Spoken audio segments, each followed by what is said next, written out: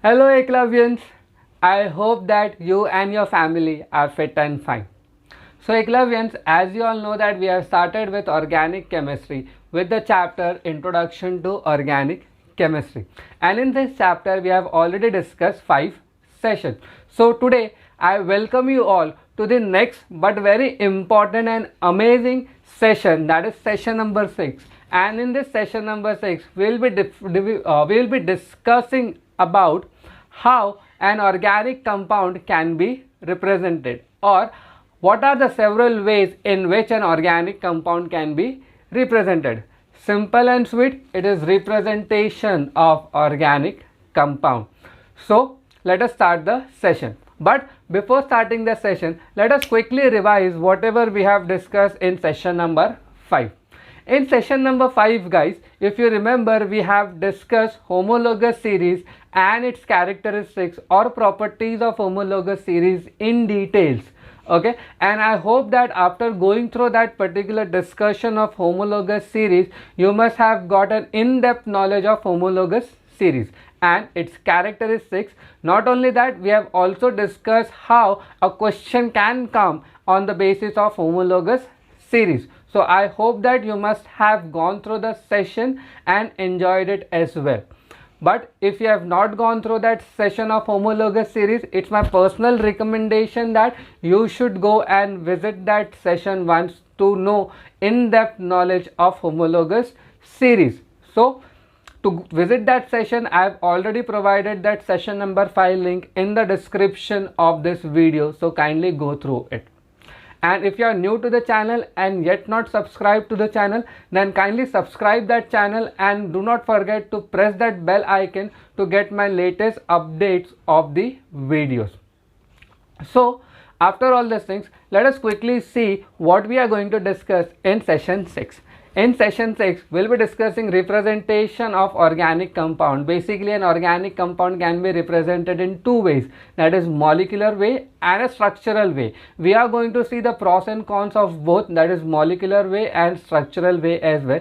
But we will be in detail discussing about how structurally an organic compound can be represented. Okay, not only that, we are also going to discuss some questions related to the interconversion of one structural formula into another structural formula. So okay, so now quickly start the session.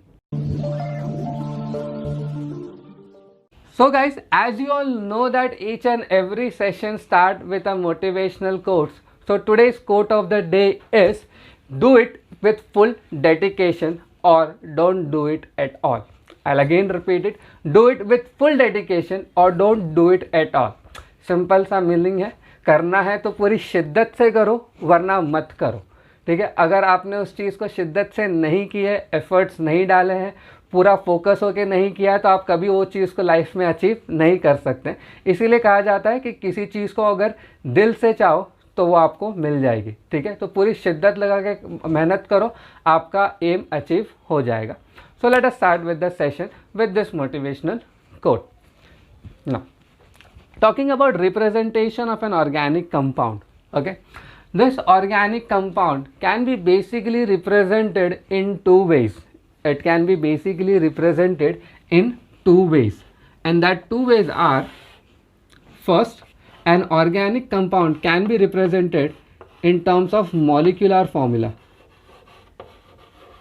In terms of molecular formula, or it can also be represented in terms of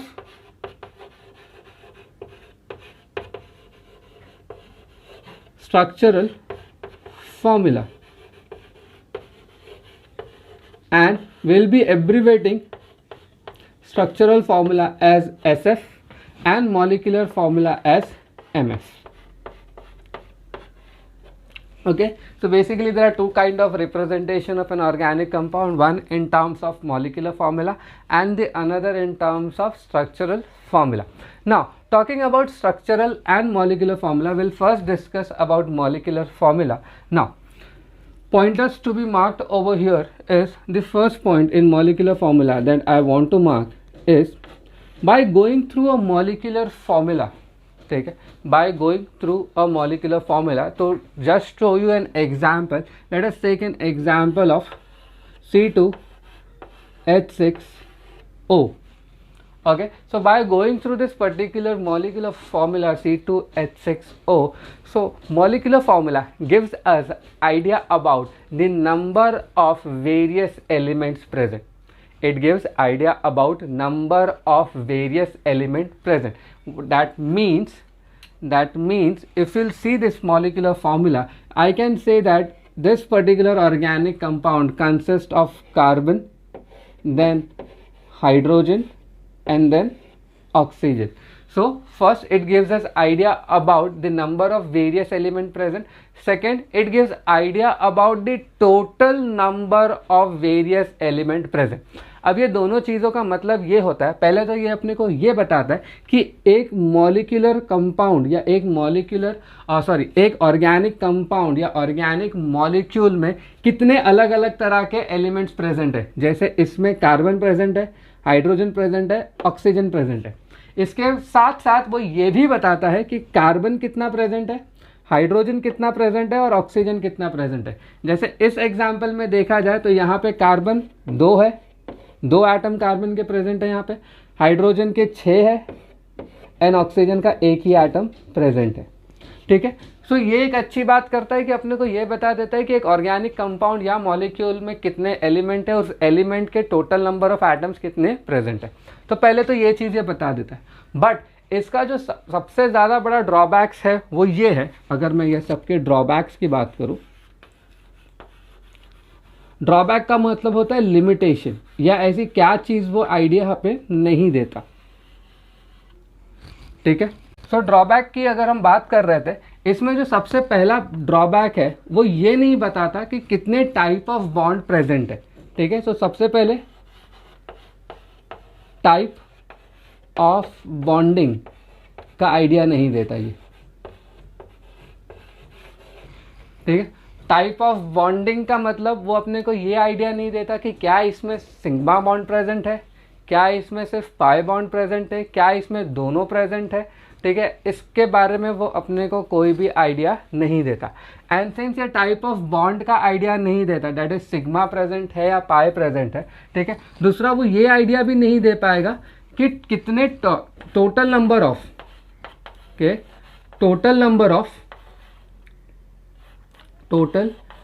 of sigma and pi bond कितने हैं. ठीक है, पहले तो ये नहीं बता पाएगा कि क्या सिर्फ सिग्मा बॉन्ड प्रेजेंट है या सिग्मा के साथ पाई भी प्रेजेंट है. दूसरा ये भी अगर ये नहीं बता सकता तो ऑब्वियसली अपने को काउंटिंग नहीं बता पाएगा कि सिग्मा कितना प्रेजेंट है और पाई प्रेजेंट है या नहीं, और पाई अगर प्रेजेंट है, पाई बॉन्ड अगर प्रेजेंट है तो कितना प्रेजेंट है. ठीक है, तो उसका भी ये अपने को आइडिया नहीं देता. और अगर ये sigma bond and pi bond का आइडिया नहीं देता तो ऑब्वियसली ये अपने को थर्ड चीज़ ये भी नहीं बता पाएगा कि उसका हाइब्रिडाइजेशन क्या है.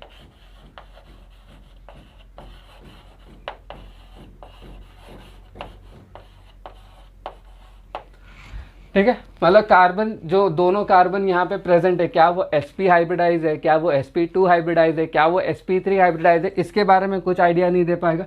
सिमिलरली ऑक्सीजन, वो ऑक्सीजन के भी हाइब्रिडाइजेशन का अपने को आइडिया नहीं दे सकता. और अगर हाइब्रिडाइजेशन का आइडिया नहीं दे सकता तो वो ज्योमेट्री या शेप का भी आइडिया नहीं दे पाएगा.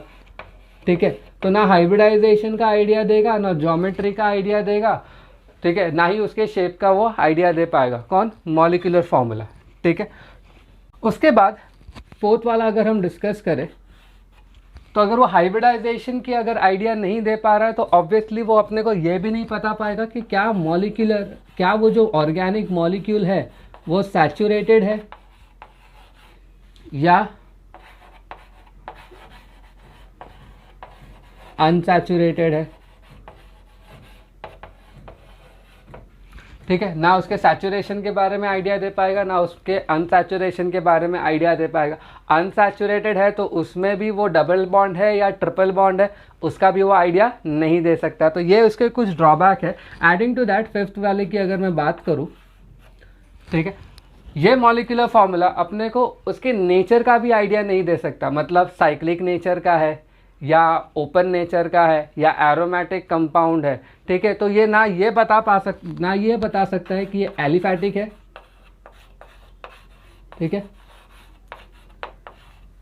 या एलिसाइक्लिक है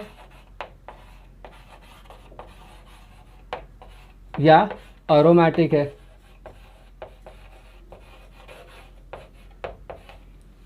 ठीक है। तो ये सारे चीज़ों के बारे में वो आइडिया नहीं देता। Last but not the list, यहाँ पे लिख रहा हूँ, आई होप आप लोगों को दिखेगा ये, last but not the list, ये फंक्शनल ग्रुप का भी आइडिया नहीं देता कि इसके अंदर फंक्शनल ग्रुप कौन से हैं या इसमें फंक्शनल ग्रुप कौन सा लगा हुआ है, एक फंक्शनल ग्रुप है या एक से ज़्यादा फंक्शनल ग्रुप है, इसके बारे में ये कुछ आइडिया नहीं देता।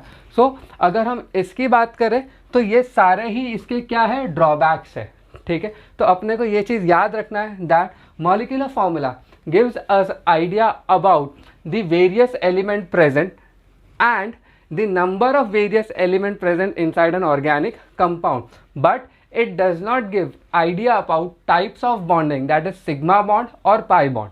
Second, it does not give idea about number of sigma or number of pi bond present in an organic molecule. Third, it does not give any idea about hybridization and geometry of the molecule or shape of the molecule. Fourth, it does not give any idea about its saturated or unsaturated. Fifth, it does not give any idea about the nature of the compound, that is whether it is aliphatic compound, whether it is alicyclic compound, or whether it's an aromatic compound. Last but not the least, it does not give any idea about the functional group present in this organic compound. तो ये सारे के सारे ही क्या है, इसके drawbacks है, ठीक है। और ये सारे के सारे ड्रॉबैक कहाँ पे क्लियर हो जाएंगे, इन स्ट्रक्चरल फॉर्मूला। यहाँ पे जितने भी अपने को ड्रॉबैक मिले हैं वो सारे ही इसके क्या है, पॉजिटिव पॉइंट्स है। So let us discuss structural formula with an example. यहाँ पे जो मैं एग्जाम्पल ले रहा हूँ वो ये है CH3 CH2 OH, और I can take one more example as CH3O CH3, ठीक है। अगर मैं इसके बारे में बात करूं तो इसमें भी वो सारी चीज़ें वैलिड है गाइस। कैसे वैलिड है, देखो इसमें ये बोलता है कि it gives the idea about it gives idea about the various element present. वो बात मैं स्ट्रक्चरल फॉर्मूला के लिए भी कह सकता हूँ कि it also gives idea about the various element present in an organic compound. जैसे यहाँ पे अगर हम यहाँ पे देखेंगे तो यहाँ पे मेरे को दिख रहा है कार्बन है, देन हाइड्रोजन है एंड देन ऑक्सीजन है। यहाँ पे भी अगर मैं चेक करूँ तो कार्बन है, हाइड्रोजन है, ऑक्सीजन है। तो ये भी अपने को आइडिया दे ही रहा है कि भाई इसमें कार्बन हाइड्रोजन ऑक्सीजन है, इसमें भी कार्बन हाइड्रोजन ऑक्सीजन है। तो it also gives idea about the various element present. दूसरी चीज़, it also gives idea about the number of various element present. कैसे, कैलकुलेट कर लो ऐड करके 1 2। सो यहाँ पे 2 हाइड्रोजन, सॉरी 2 कार्बन है, हाइड्रोजन कितने 3 + 2 एंड +1 दैट इज 6। तो यहाँ पे 6 हाइड्रोजन है एंड ऑक्सीजन 1 है। फेयर इनफ, ठीक है। अब यहाँ पे देख लो 2 कार्बन दिख रहे हैं, सो 2 हाइड्रोजन 3 + 3 6 एंड ऑक्सीजन 1। अगर तुम ध्यान से देखोगे तो कॉम्बिनेशन वही आ रहा है जो मैंने पहले वाले एग्जाम्पल में लिया है, बट इसमें देख के आप ये नहीं बोल पाओगे कि ये अल्कोहल है या ईथर है, ठीक है। तो स्ट्रक्चरल फार्मूला से अपने को फ़ायदा ये होता है कि अपने को प्रॉपर क्लैरिटी मिल जाती है कि ये पर्टिकुलर कंपाउंड्स कौन से। बट वही है ना गाइस, जेई इतना आसान नहीं है या जेई इतना नीट नहीं है कि आपको ऐसे क्वेश्चन दे दे डायरेक्टली स्ट्रक्चर बना के। वो हमेशा क्वेश्चन आपको मॉलिक्यूलर फार्मूला पे ही देगा, ठीक है। अब उससे निजात कैसे पाना है ये मैं थोड़ी देर में बताऊंगा, बट उसका डिस्कशन थोड़ा लेटर ऑन करेंगे, बट मैं इसका आइडिया आपको ज़रूर दूंगा, ठीक है ना। इसके बाद चलो डिस्कशन स्टार्ट करते हैं कि इसका ड्रॉबैक, इसका पॉजिटिव पॉइंट कैसे बनेगा, ठीक है। उसमें मैं लिख रहा हूँ, it also gives idea about, it also gives idea about, अब ये और क्या क्या आइडिया देता है, ठीक है। It also gives idea about first bonding,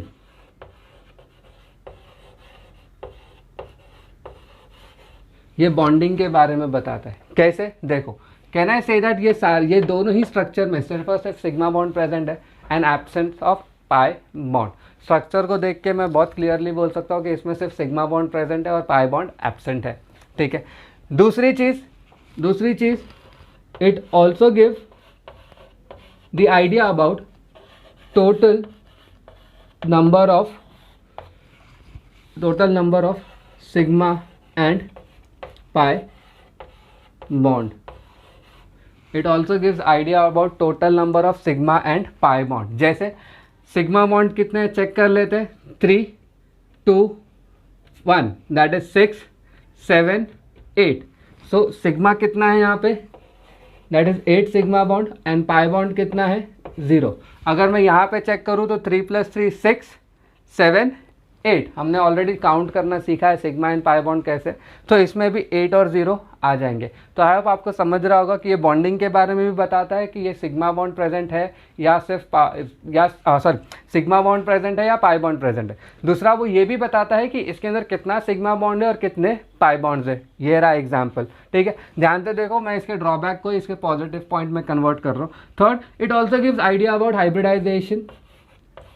it also gives idea about hybridization and geometry।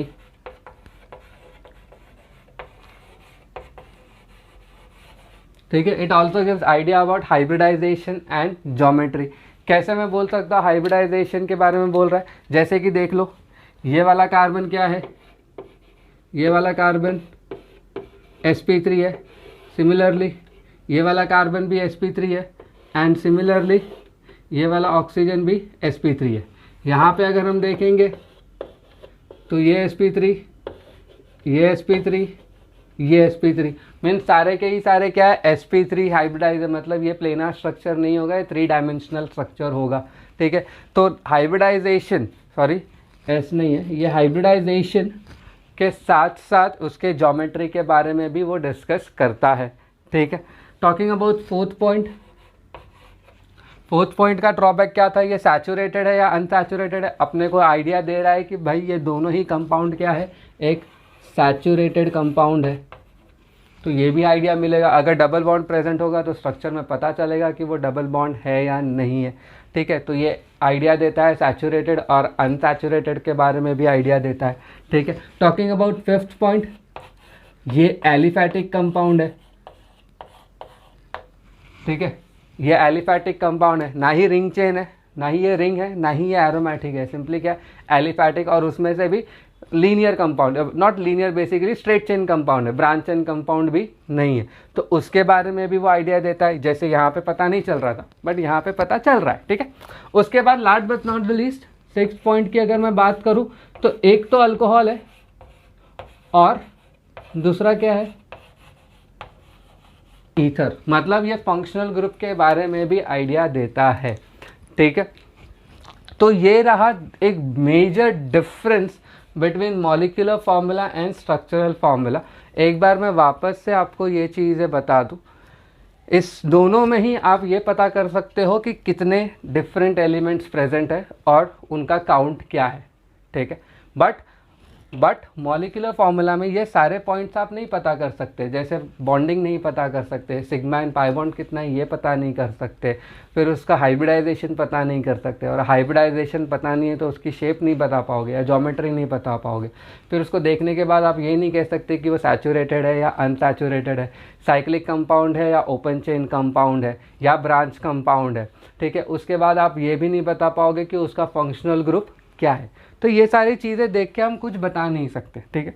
तो साइंटिस्ट ने, ठीक है, साइंटिस्ट या केमिस्ट जो कह लो आप, उन्होंने क्या किया, उन्होंने एक ऐसा कॉन्सेप्ट डिवाइस किया जिसके वजह से, या वो कॉन्सेप्ट आपको हेल्प करेगा ये जानने में कि ये अगर मॉलिक्यूलर फार्मूला दिया है तो मॉलिक्यूलर फार्मूला से वो ऑर्गेनिक कंपाउंड कैसा है वो पता लगाया जा सके।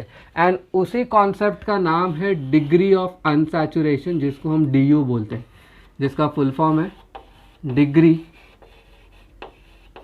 ऑफ अनसैचुरेशन, ठीक है। पहले मैंने सोचा था कि डिग्री ऑफ अनसैचुरेशन में अभी यही टॉपिक के बाद पढ़ा लूँगा, जैसे मैंने पॉइंटर्स लिखाए भी थे, बट अब मैं सोच रहा हूँ कि डिग्री ऑफ अनसैचुरेशन ये मैं आपको आइसोमर्स, जब मैं आइसोमर्स चैप्टर पढ़ाऊँगा तब मैं ये डिग्री ऑफ अनसैचुरेशन लूँगा, सो दैट उसके बाद फ्लो में हम बहुत सारे क्वेश्चंस डिग्री ऑफ अनसैचुरेशन पे सॉल्व कर पाए। ठीक है, तो वहाँ पे वो टॉपिक डिस्कस करेंगे, अभी के लिए इसको स्किप कर देते, it has to be discussed later on. ठीक है, ऑन दी अदर हैंड अगर मैं स्ट्रक्चरल फार्मूला की बात करूँ तो ये मॉलिक्यूलर फार्मूला के सारे ड्रॉबैक को अपने पॉजिटिव पॉइंट में कन्वर्ट कर सकता है। जैसे ये बताता है कि इसके अंदर कितने एलिमेंट है, उस एलिमेंट के कितने एटम्स प्रेजेंट है, उसके साथ साथ बॉन्डिंग का भी आइडिया देता है कि sigma bond and pi bond कितने हैं। ठीक है, उसके बाद वो हाइब्रिडाइजेशन और शेप के बारे में भी डिस्कस करता है। ये भी बताता है कि सैचुरेटेड है या अनसैचुरेटेड है, साइक्लिक है या ओपन चेन कंपाउंड है, उसका फंक्शनल ग्रुप क्या है, etcetera etc. So this is the basic difference between molecular formula and structural formula, but both are the representation of organic compound. I will request you all to pause the video and go through it once. I hope that आपने go through कर लिया होगा। कुछ और examples लेता हूँ और आपको एक क्लैरिटी देता हूँ कि molecular formula and structural formula में क्या क्या डिफरेंसेस है। जैसे फॉर एन एग्जाम्पल एक बहुत फेमस मॉलिक्यूल में लूँगा C6H6।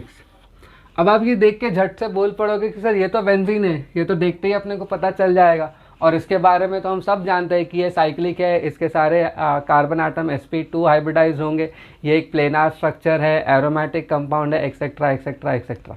ठीक है, आप ये देख के ऑब्वियसली बोल सकते हो, बट एक चीज़ जो मैं आपको रिप्रेजेंट करूँगा वो ये है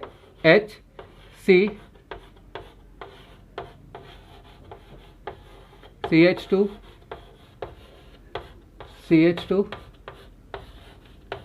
CH। अब अगर आप इसको काउंट करते हो तो देखो 1 कार्बन कितने हैं इसके पास, 1 2 3 4 5 6, कार्बन 6 है।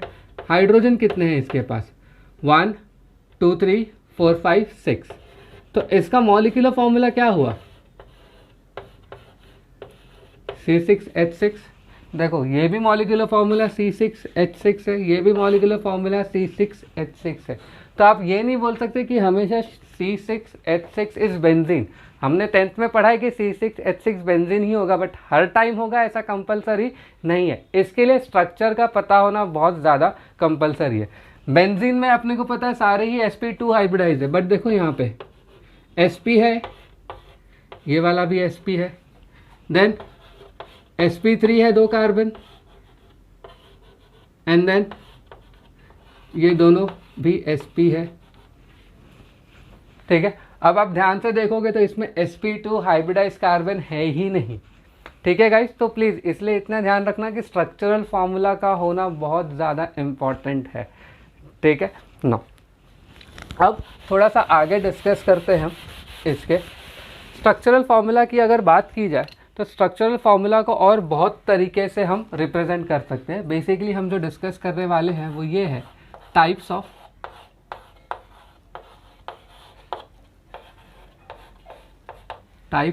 Structural formula. और अगर टाइप्स ऑफ स्ट्रक्चरल फार्मूला की बात चल रही है तो सारे ही टाइप्स को एक बार आपके सामने रिप्रेजेंट कर देते हैं। सबसे पहला टाइप जिसमें आप ऑर्गेनिक कंपाउंड को रिप्रेजेंट कर सकते हैं वो ये है Lewis dot and cross structure. सबसे पहला है Lewis dot and cross structure. ठीक है, टॉकिंग अबाउट सेकेंड पॉइंट, ये होता है डैश या कंप्लीट, ठीक है, या एक्सपांडेड, ये सारे इसके नाम हैं एक्सपांडेड स्ट्रक्चरल फार्मूला। एक है Lewis dot and cross structural formula, sorry ये स्ट्रक्चरल फार्मूला या स्ट्रक्चरल रिप्रेजेंटेशन कह लो। दूसरा है डैश या कंप्लीट या एक्सपैंडेड स्ट्रक्चरल फार्मूला। तीसरा है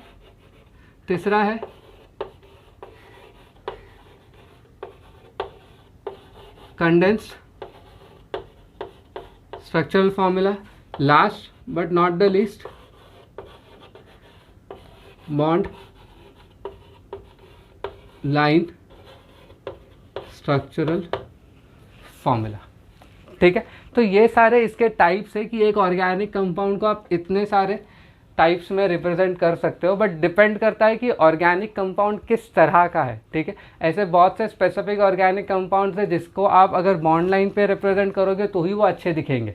ठीक है, अगर बहुत सारे कंपाउंड्स ऐसे हैं कि अगर आप उसको लुविस डॉट एंड क्रॉस के हिसाब से बनाओगे या डैश स्ट्रक्चर जो लुविस का ही एक फॉर्म है उसमें अच्छा दिखेगा, और बहुत सारे कंपाउंड्स आपको कंडेंस में अच्छे दिखेंगे। तो डिपेंड करता है कि मॉलिक्यूल कौन सा है।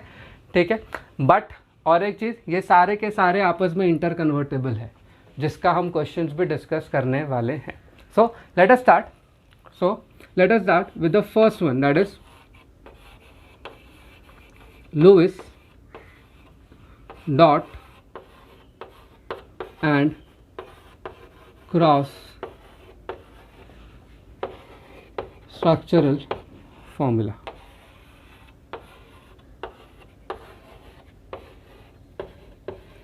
अगर 10th स्टैंडर्ड के स्टूडेंट्स ये वीडियो देख रहे हैं उनके लिए भी ये फ़ायदेमंद है, क्योंकि आपके आपके जो बोर्ड एग्जामिनेशन है उसमें डायरेक्टली ये क्वेश्चन आ सकता है कि आप कोई भी एक ऑर्गेनिक कंपाउंड दे देंगे, उसका बोल देंगे कि इसका लुविस स्ट्रक्चरल बनाओ या Lewis dot and cross structural formula बनाओ। ठीक है, सो सेम चीज़ हम भी करने वाले हैं। ठीक है, let us draw the first Lewis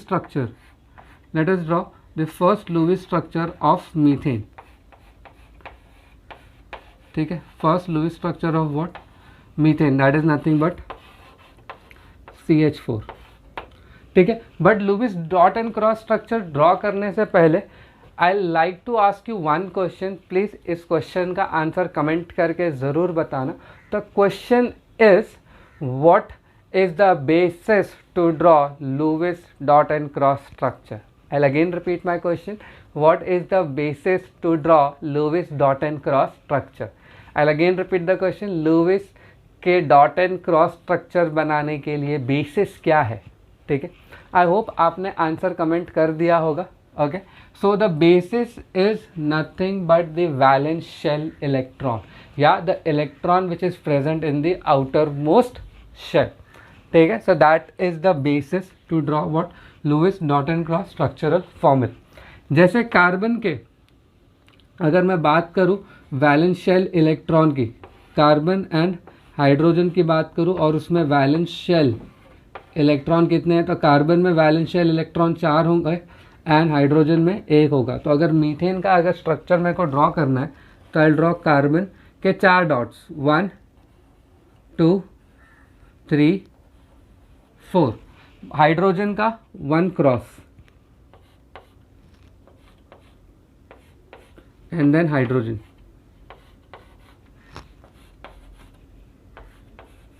so this is nothing but Lewis dot and cross structure of methane.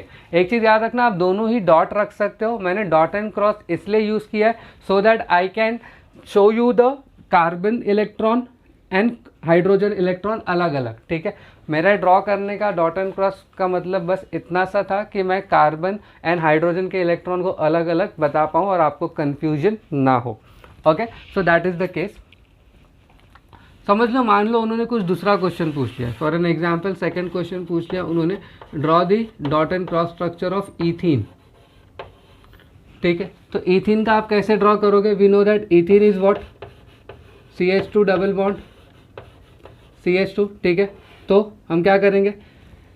Carbon carbon, अपने को पता है कार्बन के पास 4 इलेक्ट्रॉन है, बट 4 में से 2 इलेक्ट्रॉन उसने शेयर करने। ठीक है, तो ये कार्बन के 2 इलेक्ट्रॉन ये रहे, ये वाले कार्बन के 2 इलेक्ट्रॉन ये रहे, रिमेनिंग ये रहे। तो ठीक है, देन हाइड्रोजन बच गए, तो हाइड्रोजन को क्रॉस से रिप्रेजेंट कर देते हैं।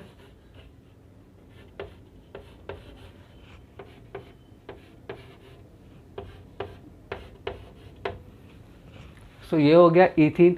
ठीक है, अब मान लो इसी की जगह पे तीसरा क्वेश्चन दिया है इथाइन का। ठीक है, अगर इथाइन दिया होगा तो सिंपल है, carbon CH triple bond CH, ये इथाइन होता है, हमने देखा है हाइड्रोकार्बन्स में, दिस इज इथाइन। अब इथाइन का अगर मेरे को स्ट्रक्चरल फॉर्मूला ड्रॉ करना होगा तो कार्बन कार्बन 3 बॉन्ड बता रहा है, मतलब कार्बन ने, दोनों ही कार्बन ने 3 3 इलेक्ट्रॉन शेयर किए हैं, तो 1 2 3 1 2 3 और ये रहा उसका एक इलेक्ट्रॉन जो हाइड्रोजन के साथ कंबाइन कर जाएगा। तो आई होप गाइज आपको आइडिया आया होगा कि Lewis dot and cross structure कैसे बनाया जाता है। बट अब इसमें दिक्कत क्या आएगी, हम थोड़ा उस पर चलते हैं। मान लो आपको एग्जामिनेशन में बोला गया है कि you have to draw Lewis dot and cross structure of an pentane, या पेंटेन का आपको Lewis dot and cross structure draw करना है, दैट इज पेंटेन।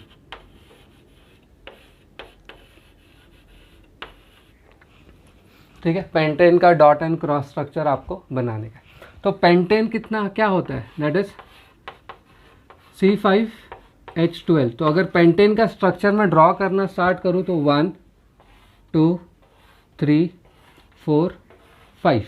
ठीक है, हर एक कार्बन को 4 डॉट्स, 1 2 3 4 1 2 3 4 1 2 3 4 1 2 3 4 1 2 3 4। ठीक है, ओके। अब 12 लगाने हैं तो 1 2 3 4 5 6 7 8 9 10 11 12। हो गाइस, कितना टाइम लग गया ड्रॉ करने को। तो अभी तो पेंटेन है, मान लो उसने एग्जाम में बोल दिया कि आपको इकोसेन का स्ट्रक्चर ड्रॉ करना है, dot and cross. Dot and cross नहीं बोलेगा, मान लो एग्जाम में सिंपली सा पूछ दिया उसने कि draw the structural formula of eicosane. ठीक है, इकोसेन का उसने स्ट्रक्चरल फार्मूला बोला है। तो सिर्फ पेंटेन में अपनी ये हालत हो रही है, तो इकोसेन में कितने हैं, 20 कार्बन्स। ठीक है, सो गाइज इतना, इससे एक चीज़ तो अपने को समझ में आ रही है कि Lewis dot and cross structure जब तक छोटे छोटे मॉलिक्यूल्स होते हैं काफ़ी अच्छा होता है। ठीक है, अच्छा दिखता भी है, बट जैसे ही मॉलिक्यूल्स बड़े हो गए, ठीक है, तब Lewis dot and cross structures को अप्लाई करना थोड़ा सा टीडियस हो जाता है और टाइम कंज्यूमिंग भी हो जाता है। ठीक है, that is not referred. And ये तो स्ट्रेट चेन है, मान लो ब्रांच चेन आ गए, साइक्लिक चेन आ गया, तो Lewis dot and cross structure और ज़्यादा डिफिकल्ट हो जाएगा ड्रॉ करने, टाइम कंज्यूमिंग हो जाएगा और टीडियस, और इतना नीट एंड क्लीन भी नहीं दिखेगा। सो इसके लिए याद रखना, this Lewis dot and cross structure is very good for small molecules like methane, ethane, ethene, ethyne, inorganic compounds like HCl, H2SO4, HNO3, etc., etc. But yes, for big molecules, it is not suggested to draw Lewis dot and cross structure. ठीक है, और आप 10th में थे तो बहुत छोटे छोटे मॉलिक्यूल्स मिलते थे, तो उसका लुईस डॉट एंड क्रॉस या डैश स्ट्रक्चर तो आप आसानी से बना लोगे। ठीक है, बट अब आप 11th में हो तो ऑब्वियसली उससे काम नहीं बनेगा। तो 11th में हम जो स्ट्रक्चरल फार्मूला से डील करेंगे वो होगा condense and bond line formula. ठीक है, तो आई होप गाइज आपको ये चीज़ समझी होगी। ठीक है, so that is all about what Lewis dot and cross structure. अब हम स्टार्ट करते हैं डैश। ठीक है, डैश बोल दो या कंप्लीट बोल दो या एक्सपैंडेड स्ट्रक्चरल फॉर्मूला बोल दो। ठीक है, उसमें सिर्फ करना इतना सा है, मैं उसको अलग से टॉपिक डिस्कस नहीं करूँगा, स्ट्रक्चर्स आपके सामने है। The only thing that you have to do is you have to joint dot and cross. आपको डॉट एंड क्रॉस जॉइंट करना पड़ेगा इस तरह से।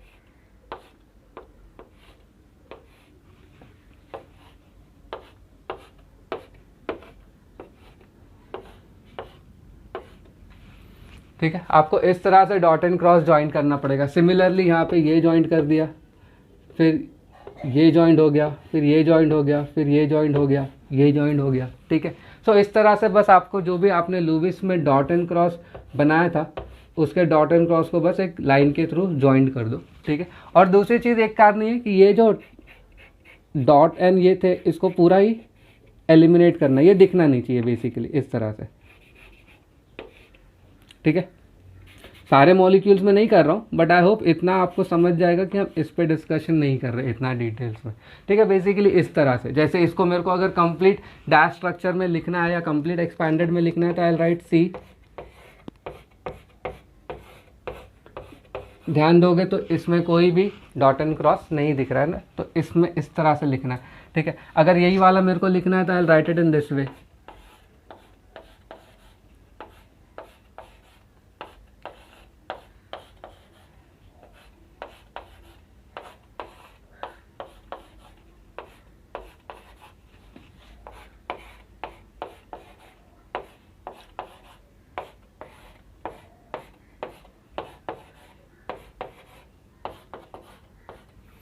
देख लो कोई भी डॉट एंड क्रॉस यहाँ पे नहीं दिख रहा है, ठीक है।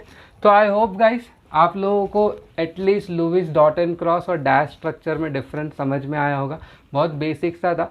अब हम जो डिस्कस करने वाले हैं वो है कंडेंस फॉर्मूला, ठीक है।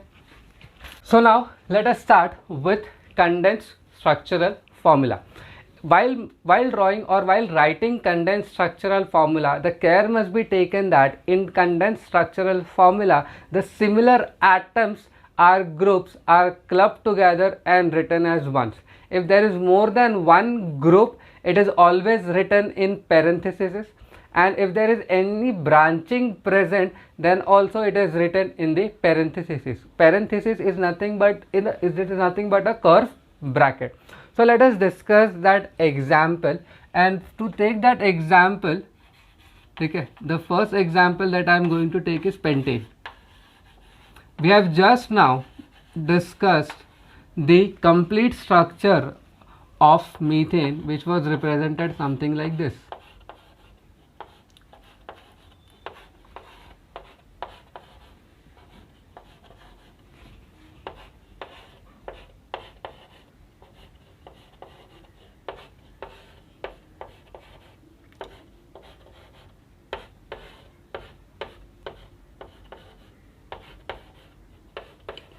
So now what we have to do is, ध्यान से देखेंगे एक एक चीज़ों पे।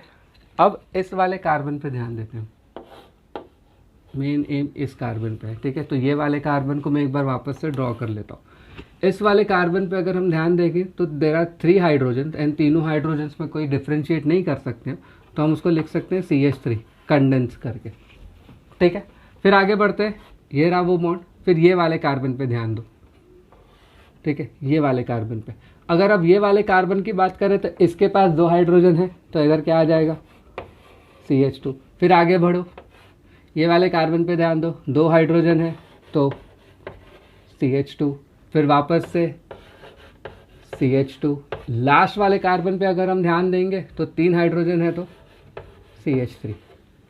तो अगर एटम्स है, ब्रांचिंग में नहीं है, तो हम उसको नॉर्मली ऐसे क्लब करके लिख सकते हैं, ठीक है। अब मैंने बोला पैरेंथेसिस में लिखना है इसको, ठीक है। अब पैरेंथेसिस में कैसे लिखना है इसको, कि अगर एक से ज़्यादा ग्रुप हो तो ही लिख सकते हैं। जैसे ध्यान दो, CH2 CH2 CH2 3 बार लिखा गया, तो इसको हम कैसे लिख सकते हैं, CH3 CH2 CH3। पैरेंथेसिस मतलब ब्रैकेट, और वो कितने टाइम है उसका नंबर, दैट इज दिस। तो अगर आप ऐसे लिखते हो, ठीक है, if you write this particular formula, this is known as partial condense. This is known as what, partial condense. Partial condense ऐसा फॉर्मूला होता है जिसमें आप कुछ बॉन्ड्स रिप्रेजेंट करते हो, ठीक है। If they have ask you for complete condense, complete condense में अपने को ज़रा भी बॉन्ड नहीं दिखाना है, that is like this, CH3 CH2 CH3 bracket thrice, ठीक है, and this is complete condense. तो आई होप आपको एटलीस्ट एक एग्जांपल से आइडिया आया होगा कि partial condense and complete condense कैसे लिखा जाता है, ठीक है। So this is one of the example that we can discuss related to condense formula, but not the only example. Obviously और कुछ एग्जाम्पल्स अभी हम डिस्कस करेंगे। आई होप आपको ये समझ में आया होगा, ठीक है। दूसरा, मान लो उन्होंने एक आधा स्ट्रक्चर दिया है और उसको कंडेंस करने बोला, ठीक है। They have given you one of the structure and they have tell you to condense it. जैसे for an example, again example ये है CH3 CH CH3 CH3। अब ये स्ट्रेट चेन नहीं है, ठीक है, Now what I have changed is, now this is not a straight chain. In spite of straight chain, there is one branch present over here. So if something like branch comes, again it has to be written in parenthesis. That is nothing but curve bracket. इसको भी हम वापस curve bracket में ही लिखेंगे, ठीक है ना। अब इसको लिखने का तरीका, हमेशा लेफ्ट से स्टार्ट करना, ठीक है। लेफ्ट से पहला आता है CH3, तो मैंने उसको एज इट इज़ ऐसे ही लिख दिया, ठीक है। अब इसके बाद मिला इसको CH, तो ये रहा CH के पास एक ब्रांचिंग है, तो उस ब्रांचिंग को मैं ऐसे कर्व कर दूंगा, ठीक है, पैरेंथेसिस में लिखने के लिए। और वो क्या है, CH3 एंड देन लास्ट में है CH3। ये एक तरीका हो सकता है लिखने का, ठीक है। ये तरीका सही है, ये तरीका सही है, गलत नहीं है, बट इसका बेटर वर्जन है मेरे पास। इसका बेटर वर्जन क्या है, हमेशा चेक करो कि क्या एक कार्बन से कितने सेम ग्रुप निकल रहे हैं, ठीक है, या क्या ऐसा कोई कार्बन मॉलिक्यूल में है जिसमें सेम ग्रुप्स एक से ज़्यादा निकल रहे हो। जैसे ये वाले कार्बन पे ध्यान दो, अगर आप ये वाले कार्बन पे ध्यान देते हो तो यही कार्बन को तीनों के तीनों CH3 बॉन्डेड है, ऐसा कोई अलग कार्बन नहीं है। ये तीनों के तीनों डायरेक्टली किससे बॉन्डेड है, वो मिडल वाले कार्बन पे। तो इसको मैं इस तरह से भी लिख सकता हूँ, CH ब्रैकेट में CH3 थ्राइस। ये दोनों का ही मतलब सेम है और इसका इम्पॉर्टेंस ज़्यादा है, ये बेटर तरीका है लिखने का, ठीक है। चलो और एक एग्जांपल मैं आपसे डिस्कस करता हूँ कन्वर्जन का। जैसे for an example CH3 C CH3 CH CH OH CH3। अब मान लो इसको अपने को कंडेंस में कन्वर्ट करना है। अगर अब इसको कंडेंस में कन्वर्ट करना है तो इसको कैसे कंडेंस करेंगे, लेफ्ट हैंड साइड से स्टार्ट करते हैं। जो ट्रिक यहाँ पे यूज़ किया वही ट्रिक यहाँ पे यूज़ कर रहा हूँ। देखो ये वाले कार्बन पे अगर मैं ध्यान दूँ तो इसके पास दो सेम ग्रुप है, बट अगर ये वाले कार्बन के पास मैं ध्यान दूँ तो दो ग्रुप सेम नहीं है, तो इसको मैं इस तरह से कंडेंस नहीं कर पाऊंगा, बट ये वाले कार्बन को कंडेंस किया जा सकता है, ठीक है। और कभी भी स्टार्टिंग में ही अगर ब्रांचिंग दिख जाए तो उसको हमेशा ब्रैकेट पहले लिख लेना, दैट इज CH3 ट्वाइस। तो ब्रैकेट पहले आ गया, सो दैट आगे बढ़ेंगे तो समझ में आएगा कि आगे कौन कौन मिल रहा है, ठीक है। कोई ऐसा हार्ड एंड फास्ट रूल नहीं है, बट यस पहले लिखोगे तो ज़्यादा बेटर है। तो CH3 ट्वाइस हो गया, फिर क्या है CH, ये रहा, ठीक है। फिर इसके पास है CH वापस से। अब CH का एक चीज़ क्या है, CH के पास एक ब्रांचिंग है OH का, ठीक है। CH के पास एक ब्रांचिंग है OH का, तो ब्रांचिंग कैसे लिखेंगे हम, OH इस तरह से, और फिर लास्ट में क्या है CH3। सो बेसिकली लेफ्ट से स्टार्ट करके एक स्ट्रेट चेन बस डिसाइड कर लो कि ये रहा मेरा स्ट्रेट चेन, और उसके हिसाब से जो भी ब्रांचिंग आता है या जितने भी सिमिलर ग्रुप्स आते हैं उनको पैरेंथेसिस में लिखते हुए चलो, ठीक है। चलो और एक एग्जांपल करते हैं इसके रिलेटेड और एक एग्जांपल किया जाएगा। थोड़ा सा बड़ा वाला एग्जांपल भी हम देख लेते हैं इस पर, ठीक है। तो ये हो गया CH3 CH3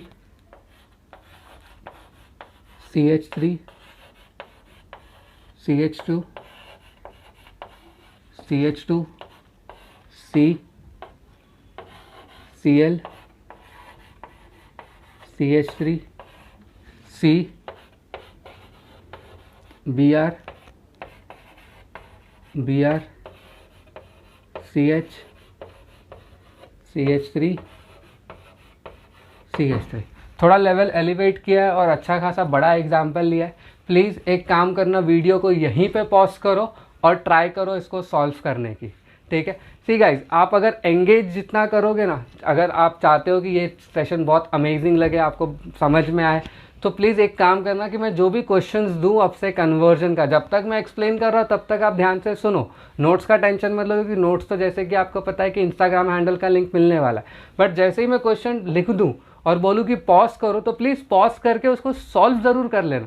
रीज़न आप उतना ही एंगेज हो पाओगे, समझ पाओगे। आई नो मैं रिकॉर्ड करके वीडियोस डाला और हम फिजिकली कनेक्टेड नहीं है, बट सिंस वो आपको फील करने के लिए आपको वीडियो को पॉज करके सॉल्व करना पड़ेगा, सो दैट आपको समझे कि जो मैं समझा रहा हूँ वो कैसा है, क्या आपको आंसर्स मिल रहे हैं या नहीं मिल रहे। उसके बाद वीडियो ऑन करो या वीडियो को अनपॉज करो या वीडियो को वापस से स्टार्ट करो, आंसर चेक कर लो। So please pause the video and solve it.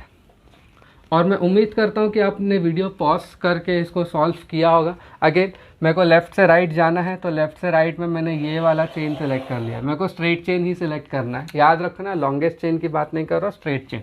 तो स्ट्रेट चेन में जैसे ही मैं देखता हूँ एक ऐसा कार्बन है जिस पे 3 CH3 बॉन्डेड है, तो मैं सबसे पहले क्या लिखूँगा, CH3 3 बार, वो ये कार्बन से बॉन्डेड है, ठीक है।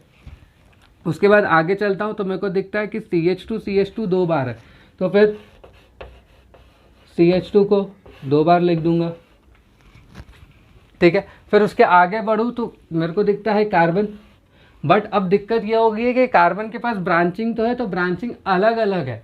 तो ये तो लॉजिकल सेंस था कि हम दोनों को एक साथ नहीं लिख सकते, इसके लिए 2 ब्रांचिंग लगेंगे, ठीक है। तो एक होगा क्लोरीन और एक ब्रांचिंग होगा CH3 का। यहाँ पे जगह ख़त्म हो गया तो मैं नीचे लिख रहा हूँ, यहाँ तक पहुँच गया। फिर Br2। अब इतना देखो, Br2 एक मोनो एटॉमिक है।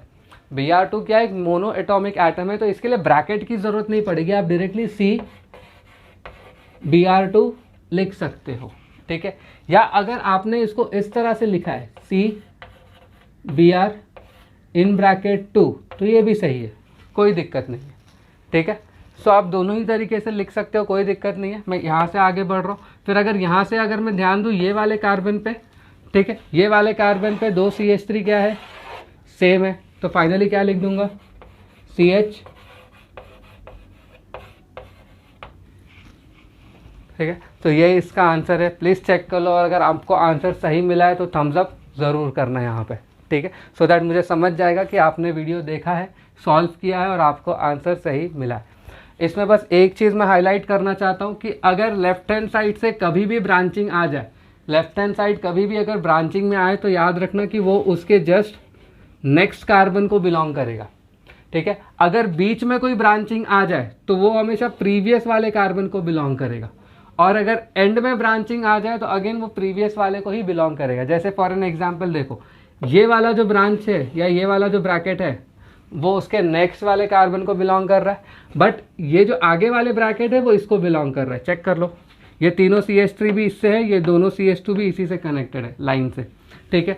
देन उसके बाद ये वाला ब्रांच भी इसको, ये वाला ब्रांच भी इसको, क्यों, क्योंकि 2 कंटिन्यूस है, तो दोनों यही कार्बन पे लगेंगे, ऑब्वियसली है, ठीक है।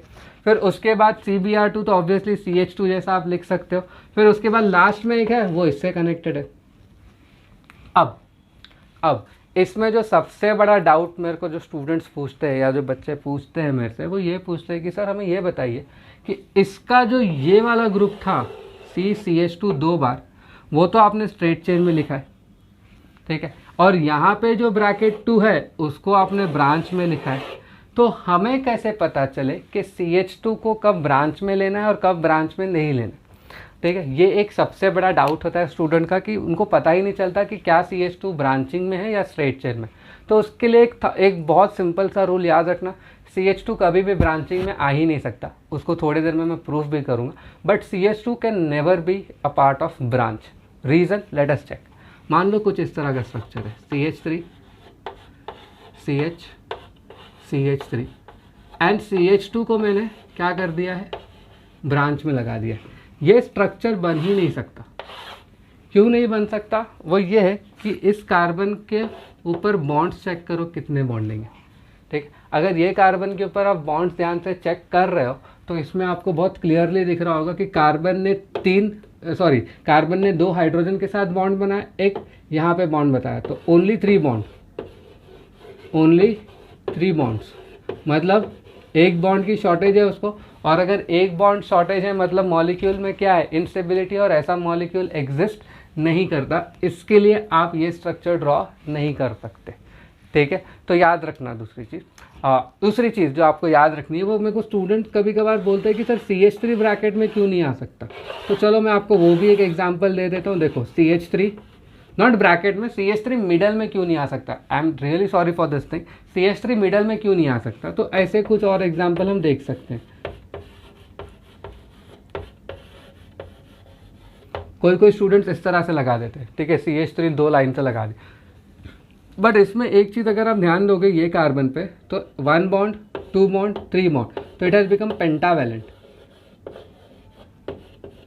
ठीक है, and since it becomes pentavalent it is not possible. तो I hope condense structural formula के रिलेटेड मैंने आपको एक अच्छा सा क्लैरिटी दिया है कि इस चीज़ को समझना कैसे है और कन्वर्ट कैसे करना है, ठीक है। सो अगर कंडेंस फार्मूला बोले तो आपको कंडेंस फार्मूला इसी तरह से ड्रॉ करना है, और एक चीज़ याद रखना, कंडेंस फार्मूला हमेशा एक स्ट्रेट लाइन में ही आएगा, ठीक है। कंडेंस फार्मूला को आप हमेशा एक स्ट्रेट लाइन में ही लिखोगे बिना कोई ब्रांचिंग के साथ। सो एक बार जस्ट गो थ्रू कर लो वीडियो पॉज करके, so that we can start.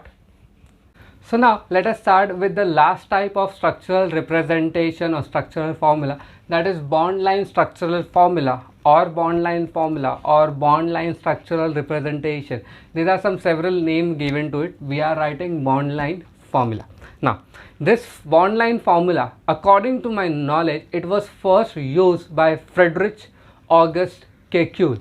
He is the same guy who has given a perfect structure of benzene that almost give all the answers of chemical properties of benzene. So he is the same one, and he was the first one to use this bond line formula, also known as skeletal formula, Now to start the discussion, let us once again read the name. Bond line means each and every bond is represented by a line. So I am going to mark some of the important things that you should know about bond line formula. So whenever you see a bond line formula, ठीक है, first of all the bond line formula representation, okay, the bond line formula representation can be in this way.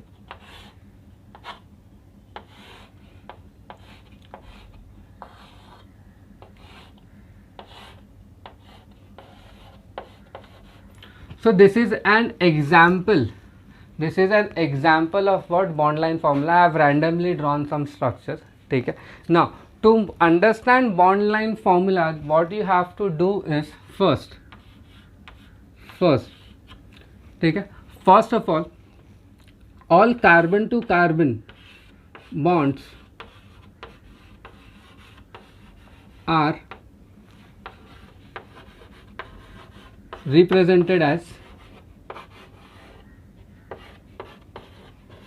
zig-zag line. All carbon to carbon bonds are represented as what? Zigzag line. तो बहुत simple सा है, देख लो zigzag दिख रहा है, तो this is known as zigzag line, ठीक है। Secondly, in bond line formula, carbon and hydrogen are not represented, ठीक है। अगर आप ध्यान से देखोगे तो कोई भी कार्बन एंड हाइड्रोजन रिप्रेजेंट नहीं है, but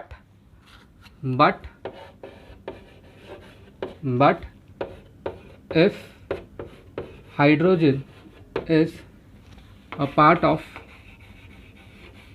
of functional group, then it is represented.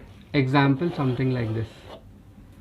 अगर आप OH को ध्यान से देख रहे हो तो मैंने कहीं पे भी हाइड्रोजन और कार्बन रिप्रेजेंट नहीं किया है, बट सिंस अल्कोहल के साथ हाइड्रोजन लगा हुआ है और वो फंक्शनल बॉन्ड का हिस्सा है, तो इसके वजह से मुझे रिप्रेजेंट करना पड़ जाएगा, ठीक है। Third point, in bond line formula every terminal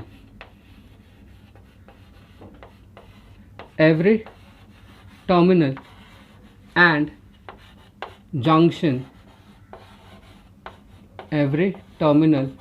junction is carbon. Now let us understand what do you mean by terminal and what do you mean by junction. Terminal basically अगर आपको पता है Chhatrapati Shivaji Maharaj terminus, ठीक है, या Delhi terminus, ठीक है, या बैंगलोर टर्मिनस, ये जो वर्ड टर्मिनस होता है, ठीक है, दैट वर्ड टर्मिनस और terminal stand for a point at which something is going to end और द स्टार्ट ऑफ समथिंग। एक ऐसी जगह जहाँ पे फॉर एग्जांपल बांद्रा टर्मिनस अगर हम ले लें, ठीक है, तो बांद्रा टर्मिनस एक ऐसी जगह है जहाँ पे सारी की सारी ट्रेन आके ख़त्म होंगी या वहीं से स्टार्ट होने वाली है, ठीक है। तो सारे एंड पॉइंट्स बेसिकली या स्टार्ट पॉइंट्स हम बोलते हैं टर्मिनल। जैसे ये हो गया टर्मिनल, ये हो गया टर्मिनल, इसको मैं मार्क कर रहा हूँ टी से, तो टर्मिनल। जंक्शन होगा जे से। जंक्शन का मतलब होता है एक ऐसी जगह जहाँ से दो या दो से ज़्यादा लाइन निकल रहे हो या वहाँ पे एंड हो रहे हो, टू और मोर देन टू लाइन्स, ठीक है। जैसे for an example, this is known as junction, this is known as junction, this is known as junction, this is known as junction, ठीक है। तो ये कुछ चीज़ें हैं जो आपको पता होनी चाहिए when you want to draw a bond line formula. बहुत सिंपल सा है। पहले तो इसमें सारे के सारे कार्बन टू कार्बन बॉन्ड्स कैसे बताएंगे, लाइन के थ्रू विद अ जिगजैग। ये एक जिगजैग लाइन होना चाहिए, देखो जिगजैग, इसको बोलते हैं जिगजैग। दूसरा, उस जिगजैग लाइन का टर्मिनल और जंक्शन हमेशा क्या होगा, कार्बन। उसमें कभी भी हम कार्बन और हाइड्रोजन रिप्रेजेंट नहीं करेंगे, बट अगर हाइड्रोजन कोई फंक्शनल ग्रुप का हिस्सा है तो ऑब्वियसली उसको रिप्रेजेंट किया जाएगा, ठीक है। तो ये वाले कुछ पॉइंट्स हैं जो आपको याद होने चाहिए when you are dealing it with bond line formula. अब मान लो कि इसको मेरे को कन्वर्ट करना है कंडेंस फॉर्मूला में, ठीक है, या पार्शियल कंडेंस फॉर्मूला में। तो मैं कैसे करूँगा, ये कार्बन है तो मैं बेसिकली नंबर कर देता हूँ स्ट्रेट चेन को 1 2 3 4 5 6, ठीक है। तो 6 है तो 1 2 3 4 5 6, ठीक है। सब जगह मेरे को सिंगल बॉन्ड दिख रहा है, नंबरिंग भी कर दो 1 2 3 4 5 6। बट 4 पे मेरे को दिख रहा है डबल बॉन्ड ओ है, तो मैंने पहले डबल बॉन्ड ओ लगा दिया। आप भी ये सब स्टेप्स फॉलो करना जो मैं फॉलो कर रहा हूँ। 5th पे मेरे को एक OH दिख रहा है, ठीक है, और ये सब सिंगल बॉन्डेड है, कहीं पे भी मेरे को डबल बॉन्ड नहीं दिख रहा, ठीक है। यहाँ तक हम पहुँच गए। आई होप इतना तो आप कन्वर्जन कर ही लोगे। ओके, नाउ टॉकिंग अबाउट, ठीक है, अब बात करते हैं कि आगे कैसे इसको प्रोसीड करना है। आगे बहुत सिंपल सा काम है। हर एक कार्बन, अपने को पता है कि कितने भी कार्बन हो, इंडिविजुअल कार्बन की अगर हम बात करें तो एक कार्बन हमेशा 4 बॉन्ड बनाता है, ठीक है। और वो 4 बॉन्ड, ठीक है, वो 4 बॉन्ड में से जितने बॉन्ड दिख रहे हैं उसको छोड़ के जितने बच जाए that will be equal to hydrogen. Again I will repeat, 1 carbon forms 4 bond, ठीक है। In bond line formula the number of bonds formed minus the total number of bond that carbon can form is equal to the number of hydrogen. So let us start placing the hydrogen. Fixate on this carbon. This carbon has formed only one bond with this carbon, ठीक है। 1 and 2 के बीच में एक single bond है, तो this carbon requires 3 more bond formation and that he will form with hydrogen. If you will see second carbon atom, उसने 2 bond बनाए हैं, आगे पीछे 2 बॉन्ड है तो 2 बच गए, तो 2 हाइड्रोजन। ये वाले ने अगेन 2 बनाए हैं तो 2 हाइड्रोजन। ये वाला देखो 4 बना चुका है, 1 2 3 4, तो नो हाइड्रोजन। ऑक्सीजन 2 ही बॉन्ड बनाता है, 2 बॉन्ड दिख रहे हैं अपने को यहाँ पे, खत्म हो गया। ये वाले कार्बन पे अगर हम ध्यान दें तो 1 2 3, तो 1 hydrogen, CH3 because it has formed 1 bond. So this is how you place hydrogen when you convert, ठीक है। This is not complete condense, this is just how a bond line formula can be represented in condensed formula. So I hope guys you must have understood this bond line formula, कि exactly what is a bond line formula. Okay, now let us solve some of the question related to conversion, means how to convert one of the bond line formula into condensed formula, complete condensed formula, and second, if condensed formula is given then how to convert it to bond line formula, ठीक है। I'll explain you some of the question at the start, then you can go on, ठीक है। First question, convert the given bond line formula into condensed formula या condensed structural formula. Okay, so first question, no need to write it down, or if you want to try it the moment I complete the question you can go on with it. Second,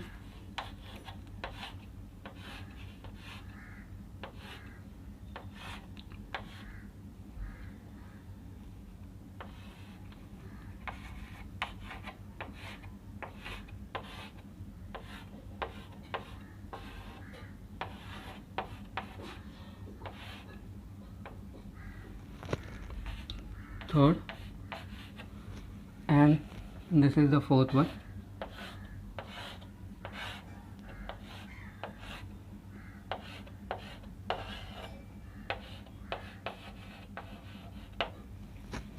Okay, so these are some bond line formula that you need to convert in condensed formula. So if you really want to try it by your own, you can pause the video and you can start this solving of it. But if not, let us fixate over here कि exactly solve कैसे करना है. ये एक crucial वाला example मैंने पहले ही तुम्हें मार्क कर रखा है. ऐसा स्ट्रक्चर जब भी आ जाए तो देखना इसमें ध्यान से कार्बन काउंट कैसे करता है. 1 2 3 4. ऐसे अगर स्ट्रेट चेन आ जाए तो हम हमेशा इसी तरह से काउंट करते हैं. इसका वैलिड रीज़न स्ट्रेट लाइन में ड्रॉ करने का इस वजह से, if you remember, triple bond is sp hybridized and sp3 hybridized carbon forms 180 degree.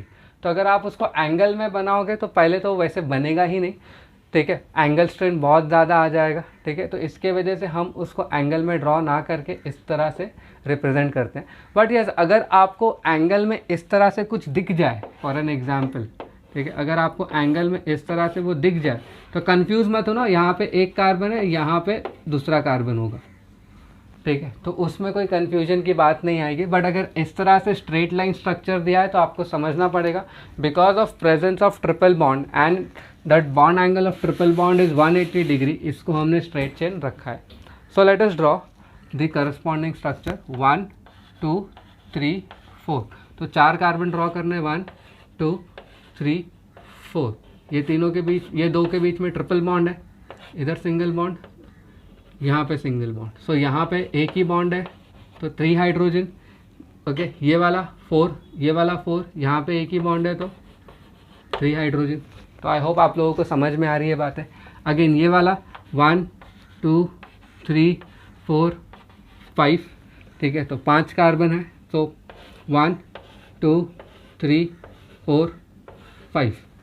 Okay, तो 4 पे मेरे को दिख रहा है 1 2 3 4 5. 4 पे मेरे को और एक लाइन दिख रही है तो और एक कार्बन, ठीक है. 2 और 3 के बीच में डबल बॉन्ड दिख रहा है तो 2 और 3 के बीच में हम डबल बॉन्ड लगा देते हैं. Rest all are single bonds. तो अब सिर्फ हाइड्रोजन काउंट करना है. Carbon carbon carbon. एक चीज़ हमेशा याद रखना, अगर टर्मिनल पे कार्बन आ जाए तो वो CH3 ही बनेगा. तो ये भी आप एक शॉर्टकट याद कर सकते हो कि टर्मिनल पे अगर कार्बन है हमेशा तो CH3 ही बनेगा.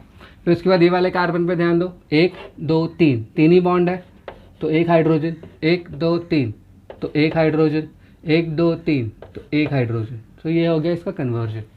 तो आई होप आपको समझ में आ रही है बातें.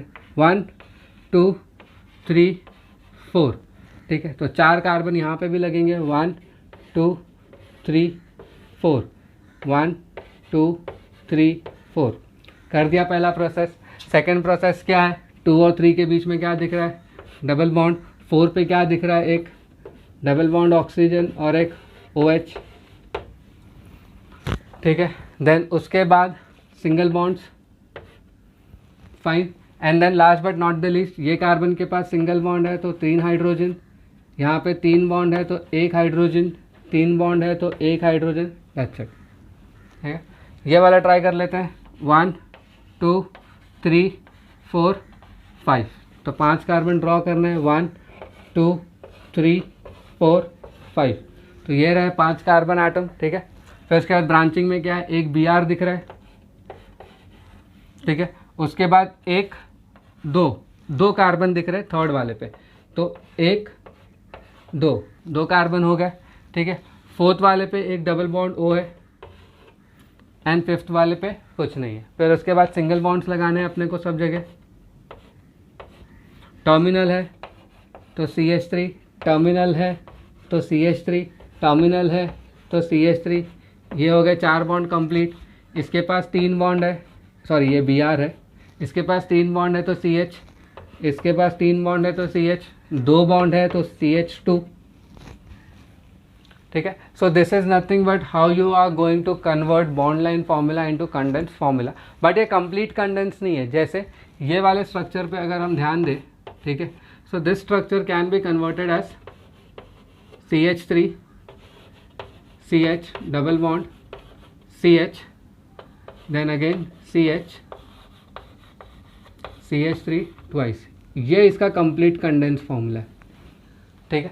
कोई जगह पे कोई बुक्स में ये डबल बॉन्ड ना रिप्रेजेंट करके ये सिर्फ इस तरह से लिख देंगे CH3 CH CH CH CH3 twice.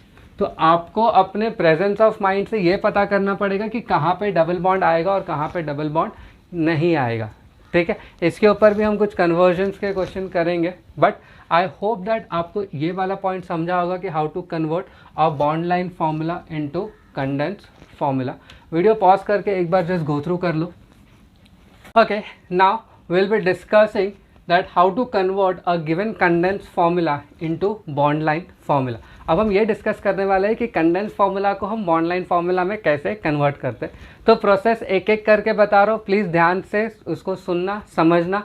ये वाले क्वेश्चन में ट्राई मत करो, जैसे मैं बता रहा हूँ पहले सुन लो, उसके बाद कुछ क्वेश्चंस आपको ऑलरेडी प्रैक्टिस के लिए मैं इंस्टाग्राम हैंडल पे देने वाला हूँ, जिसका लिंक इस पर्टिकुलर वीडियो के डिस्क्रिप्शन में आपको मिल जाएगा। तो प्लीज़ इसको सुनिए, उसके बाद जो भी क्वेश्चन होगा लाइव भी हम कुछ सॉल्व कर लेंगे, ठीक है।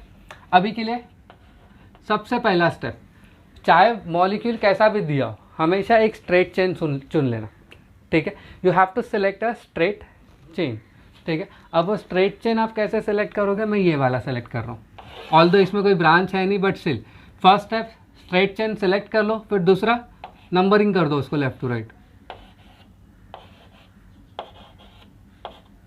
ठीक है। नंबरिंग कर लो और उस रास्ते में जितने भी एटम्स आ जाए, ठीक है, उस रास्ते में जितने भी एटम्स आ जाए सबको नंबरिंग कर दो, और जो फाइनल नंबर आएगा उससे 1 माइनस कर देना और उतने जिगजैग लाइन ड्रॉ कर लेना। जैसे मेरे बोलने का मतलब ये है, इसमें टोटल 5 आए हैं, ठीक है, total number of atom is 5, तो मैं 4 लाइन ड्रॉ करूँगा, 1 2 3 4, ठीक है। और ये हो गया अपना फॉर्मूला, फेयर इनफ, ठीक है, और कुछ करने की ज़रूरत नहीं है। दूसरा, अगर मैं इसमें अगर एक मैं स्ट्रेट चेन सेलेक्ट करूँ तो यही है, this is 1 and this is 2, तो ये हो गया double bond, that is ethene, ये हो गया इथाइन। अगर आप ध्यान से देख रहे हो, so this looks much better than this. इसमें अपने को एक क्लियर आइडिया आता है कि एग्जैक्टली स्ट्रक्चर क्या है, किस ऑर्गेनिक कंपाउंड की बात चल रही है, बट ये वाला स्ट्रक्चर इतना अच्छे से नहीं समझ में आएगा। रीज़न ये इक्वल का साइन लग सकता है, ये इक्विवेलेंट का साइन लग सकता है। तो इसके लिए ये कहा गया है कि जब भी अगर आपको बॉन्ड लाइन फार्मूला ड्रॉ करना हो, तो bond line formula will be always good for the compound which has more than 5 carbon atom, या स्पेशली रिंग कंपाउंड्स के लिए, ठीक है। रिंग कंपाउंड्स को आप कभी भी कंडेंस फार्मूला में नहीं बना पाओगे, आप कभी भी एक रिंग कंपाउंड को कंडेंस में कर ही नहीं सकते, ठीक है। उसको ज़्यादा से ज़्यादा आप कंप्लीट कर सकते हो, dot and cross, Lewis dot and cross कर सकते हो, ठीक है, बट कंडेंस नहीं कर पाओगे, ठीक है। तो हमेशा याद रखना, बॉन्ड लाइन फार्मूला को या तो आप बड़े मॉलिक्यूल के लिए यूज़ करोगे या तो साइक्लिक कंपाउंड्स के लिए आप यूज़ करने वाले हो, ठीक है। Now talking about this step अभी भी वही रखना है, सिलेक्ट कर लो 1 2 3 4। मैंने ये स्ट्रेट चेन सेलेक्ट किया और इसमें 4 कार्बन है, तो मैं 4 कार्बन आइटम ड्रॉ करूँगा, सॉरी 4 कार्बन है, -1, तो 1 2 3, इधर भी नंबरिंग कर लो 1 2 3 4, ये हो गया 4। सेकंड पे एक CH3 है, स्ट्रेट चेन सेलेक्ट करने के बाद ब्रांचिंग में जितने कार्बन आ जाए that will be equal to the number of lines. Branching के लिए number of carbon is equal to number of line, straight chain के लिए नंबर ऑफ कार्बन या number of atom -1 is equal to number of lines, तो वो चीज़ याद रखना, ठीक है। सेकंड पे एक लाइन क्योंकि एक ही कार्बन है, और ट्राई करना कि आप हिल्स के ऊपर की तरफ जाओ। बोलने का मतलब ये है कि आप ये वाला स्ट्रक्चर ऐसे भी ड्रॉ कर सकते हो, बट ये अच्छा नहीं दिखेगा, इसके लिए हम नहीं ड्रॉ करते। इसके रीजंस भी है, ये जो कार्बन है sp3 हाइब्रिडाइज है, 109 का एंगल रखेगा, इसमें देखो ये 109 का एंगल दिख ही नहीं रहा है। तो अच्छा दिखने के वाइज भी और लॉजिकली भी अपने को ये जो हिल्स के है, हिल्स के ऊपर जाना है, हिल्स के अंदर नहीं आना है, ठीक है। ये वाले में थोड़ा सा बेटर आइडिया मिलेगा। एक स्ट्रेट चेन सेलेक्ट कर लो, नंबरिंग कर दो 1 2 3 4 5, 5 कार्बन हो गए, सो कितने लाइन, 4 लाइन, 1 2 3 4, 4 लाइन हो गया। नंबरिंग कर दो 1 2 3 4 5, ठीक है। अब सेकेंड वाले पे मेरे को 2 कार्बन दिख रहे हैं, सो 2 कार्बन कैसे बनाएंगे हम, zigzag, 2 line, 2 carbon equal to 2 line, but वो 2 लाइन कैसे होने चाहिए, जिगजैग, ठीक है। फिर फोर्थ पे मेरे को देखो 2 अलग अलग ब्रांचेस दिख रहे हैं, ठीक है, 2 अलग अलग ब्रांचेस, बट एक ब्रांच में 1 कार्बन, एक ब्रांच में 1 कार्बन, तो फोर्थ वाले में 2 लाइन बनाऊंगा तो, बट वो अलग अलग लाइन्स होंगे, ठीक है। लेट अस ट्राई समथिंग एल्स, 6 वाला CH3 CH2 O CH2 C double bond O CH CH3 CH3।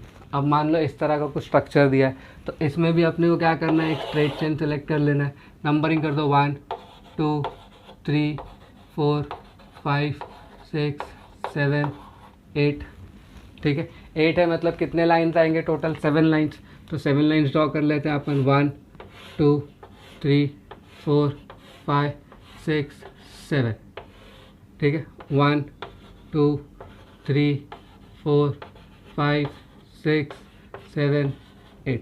अब इसमें केयरफुली एक चीज़ करना है, थर्ड पे ऑक्सीजन है तो मैं थर्ड पे ऑक्सीजन लगा दूंगा, ठीक है।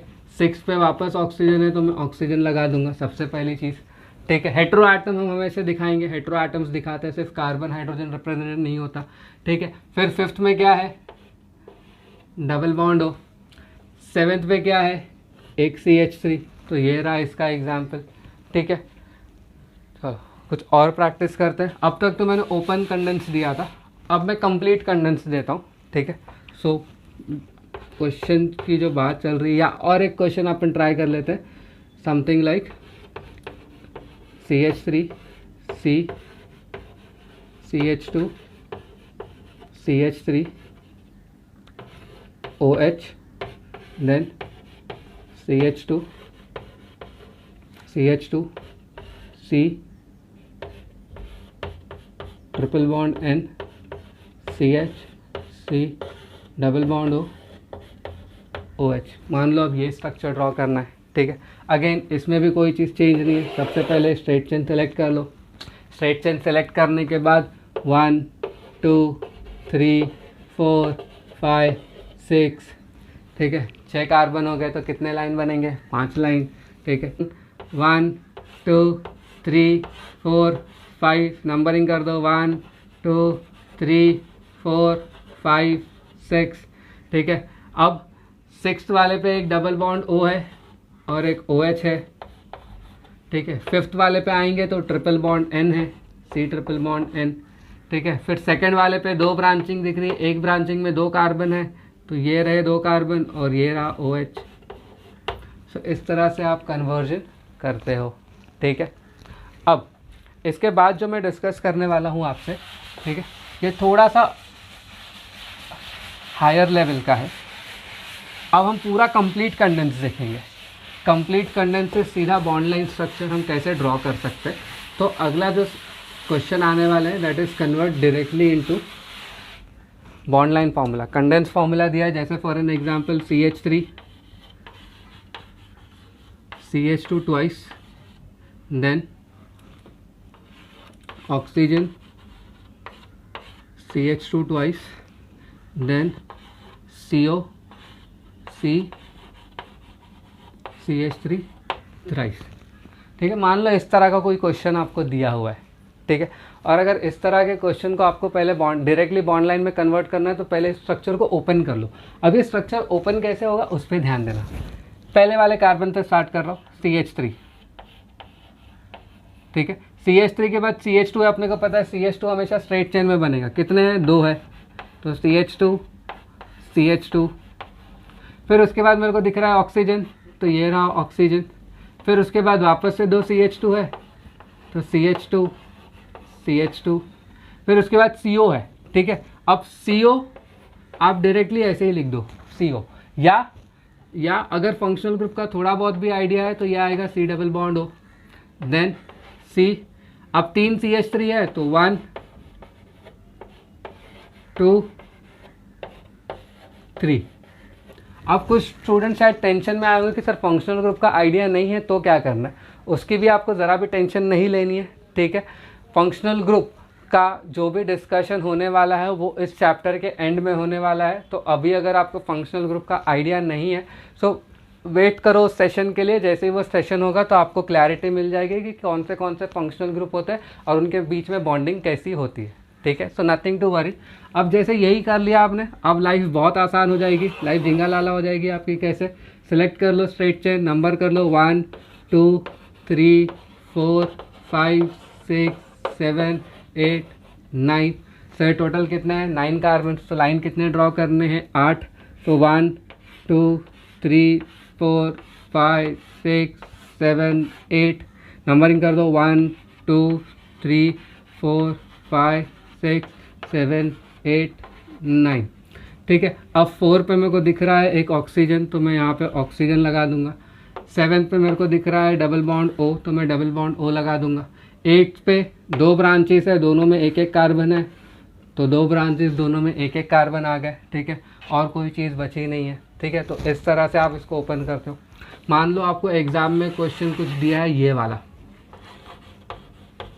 CH3 CH2 CH CH CH OH C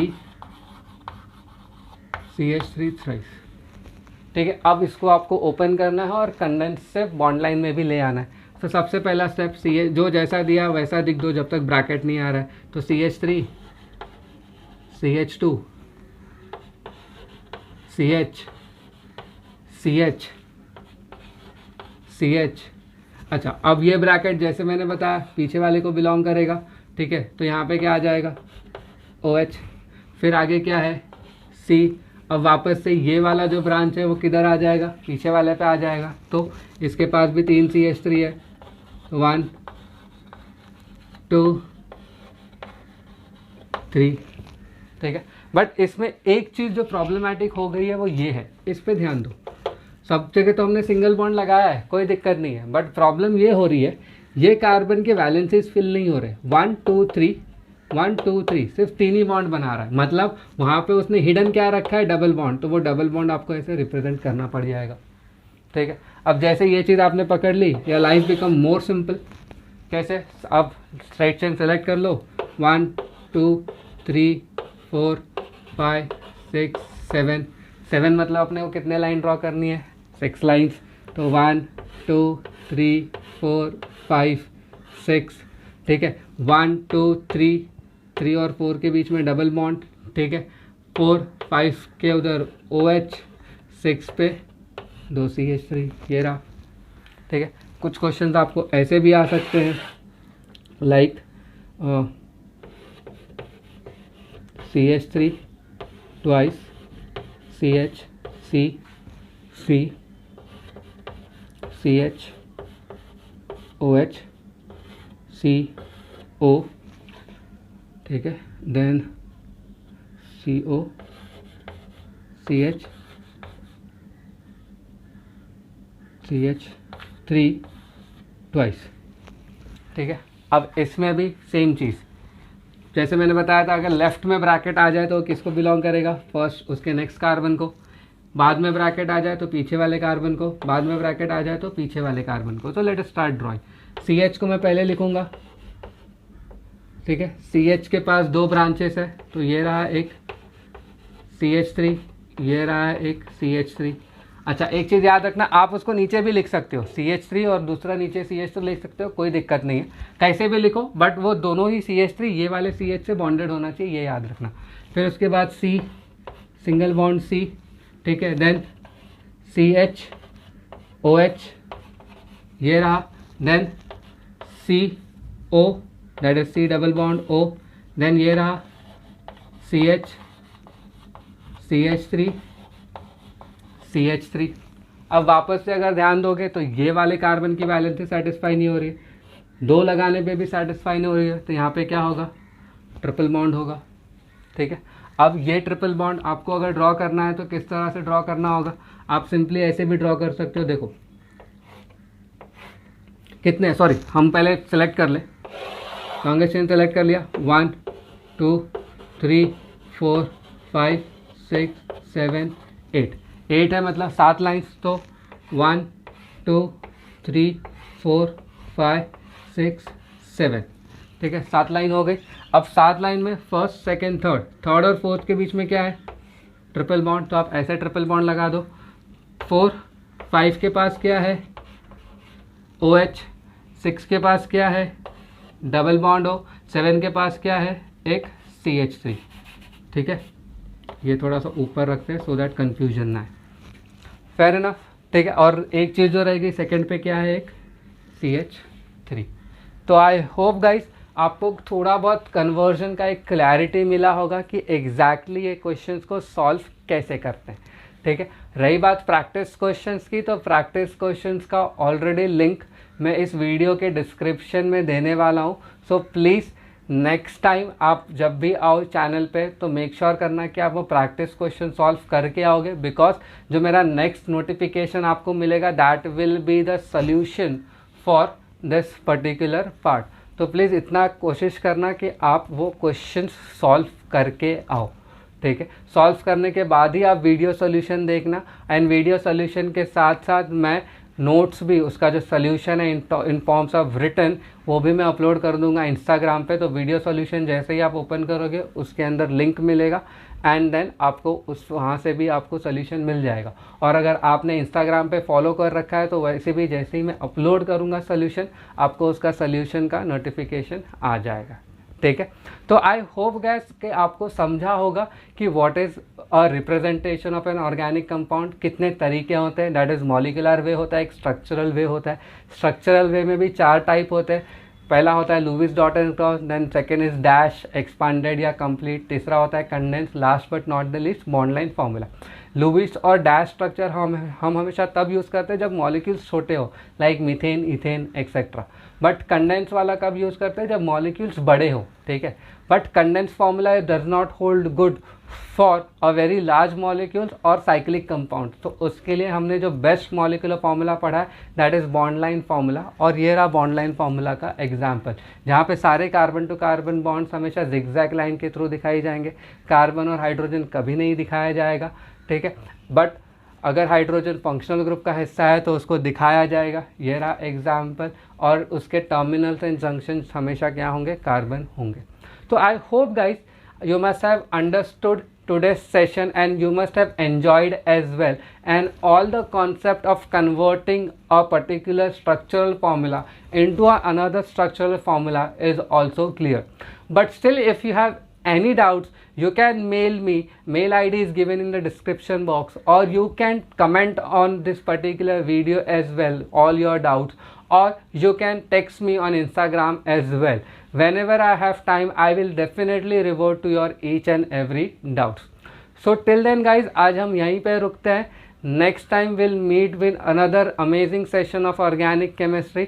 Till then, हंसते रहिए, मुस्कुराते रहिए, अपने एनवायरनमेंट को क्लीन और ग्रीन रखना मत भूलिए, and yes make sure that कि नेक्स्ट टाइम जब आना तो क्वेश्चन सॉल्व करके ही आना, ठीक है। Thank you so very much guys for watching this video. Will meet soon. Take care.